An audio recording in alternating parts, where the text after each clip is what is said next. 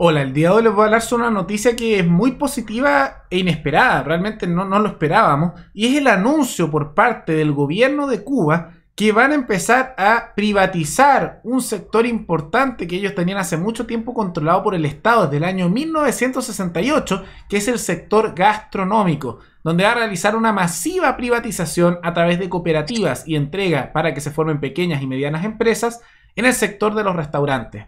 Y vamos a ver que no todo por completo, porque van a mantener ciertos restaurantes estratégicos, que vamos a analizar lo absurdo que es eso, pero lo vamos a ver un poco más adelante, a la vez que están empezando a permitir el arriendo por parte de privados de temas de movilidad. ¿A qué me refiero con esto? Autobuses, camiones, etcétera. Básicamente transporte que antes era controlado completamente por el Estado. Vamos a ver por qué se da todo esto un poco más adelante, pero antes quisiera agradecerle a María Antonieta Montiel Rojas, que se convirtió en la suscriptora más reciente, es decir, hacer un aporte mensual al canal a través de la comunidad de YouTube. Así que muchas gracias, te lo agradezco mucho, y gracias a aportes como el tuyo y el de otros suscriptores, que este proyecto sigue adelante y se mantiene independiente. Así que si alguno de ustedes quiere hacer un aporte voluntario único por Flow o por criptomonedas, o un aporte mensual por Patreon o por la comunidad de YouTube, pueden decidir hacerlo mirando el comentario que se encuentra fijado abajo en los comentarios. Veamos un poco el detalle de esta noticia tan positiva e inesperada. Básicamente, el gobierno cubano decidió, como dice aquí, deshacerse de miles de restaurantes para ahorrarse los subsidios. Ahora, quiero que hagamos un pequeño contexto para todo este tipo de cosas, para que se sepa. En 1968 se terminó de nacionalizar, o sea, expropiar, los últimos negocios privados en materia gastronómica. ¿A qué se refiere esto? Que hasta los, como dice aquí, en 1968, hasta los puestos de fritas fueron nacionalizados en Cuba. O sea, hasta el negocio más pequeño, estos que son estos carritos, que usted se puede imaginar que pueden vender cualquier tipo de comida, carritos muy artesanales, fueron nacionalizados. O sea, una locura, pero bueno, comunismo.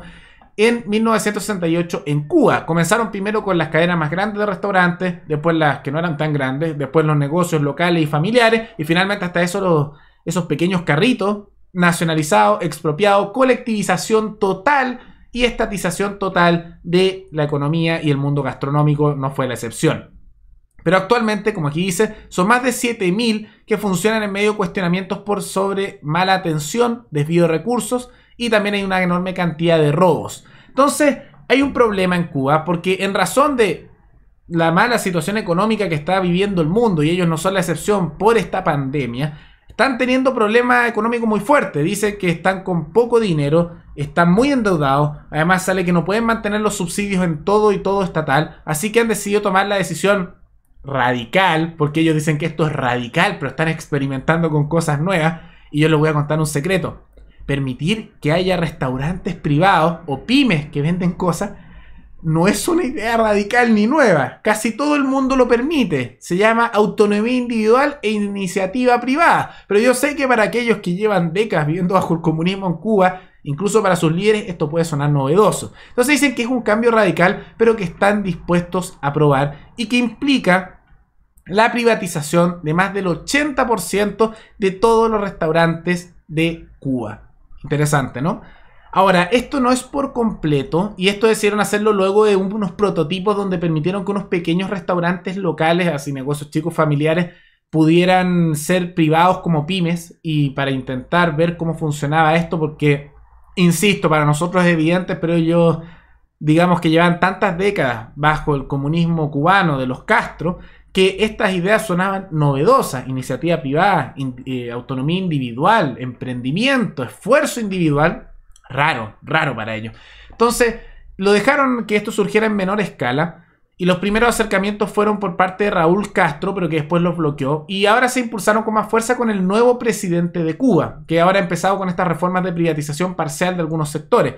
Y se sorprendieron, y realmente esto es impactante porque lo decían, porque la calidad de esos restaurantes, que eran pymes muy locales, aumentó respecto a los restaurantes estatales en más de un 800% en calidad. Decían que la comida era mejor, obviamente, la atención era mejor, claramente, y también se observó que los robos y también las irregularidades dentro de los restaurantes prácticamente desaparecieron en comparación a los estatales.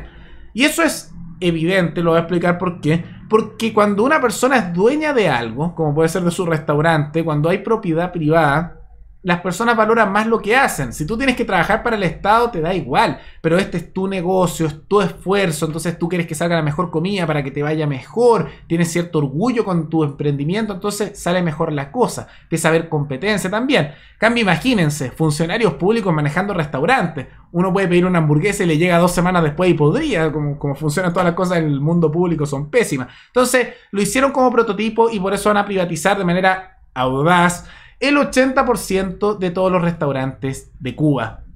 De todas maneras, dijeron que van a mantener aproximadamente 1/5 de todos los restaurantes estratégicos. Que a mí me da mucha risa porque hablar de restaurantes estratégicos es un poco, ¿cómo decirlo? Me parece un poco ridículo, ¿no? Ya me parece un poco absurdo cuando se habla de empresas estratégicas. Yo pienso que todo debería estar en manos de individuos. Justamente no debería estar nada en manos de esta colectivización forzada que es el Estado, que me parece inmoral. Pero ya que hables de restaurantes estratégicos, o sea, suena un poco gracioso, ¿no? Uno se pregunta cómo afectará la seguridad nacional que haya un restaurante privado. No, inaceptable, hay restaurantes estratégicos.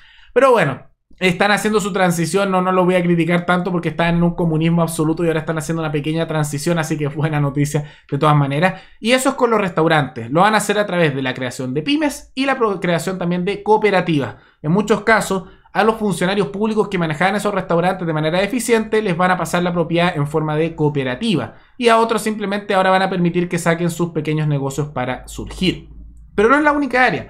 También parte de estas reformas audaces, de acuerdo a sus palabras, del gobierno cubano, ha sido la facilitación para que ahora privados puedan arrendar medios de transporte. Lo sé. Sé que esto suena tan evidente, pero allá estaba prohibido. Y anunciaron justamente que van a permitir el arriendo de medios de transporte a privados. Camiones, micros, todo tipo de medio de transporte. ¿Van a ser de ellos? No. Porque insisto, transición pequeña de un sector muy comunista, no lo van a privatizar por completo, sino que van a permitir ahora que todo eso que es estatal, los medios de transporte, los puedan arrendar privados. Que bueno, insisto, eso es muy malo en general, pero como ya es un avance respecto a lo anterior, que era totalmente estatal, manejado por funcionarios públicos, los privados ni existían, es un avance, una pequeña victoria para la libertad individual y que era inesperada dentro de Cuba. La pregunta es por qué hacen esto, ¿no?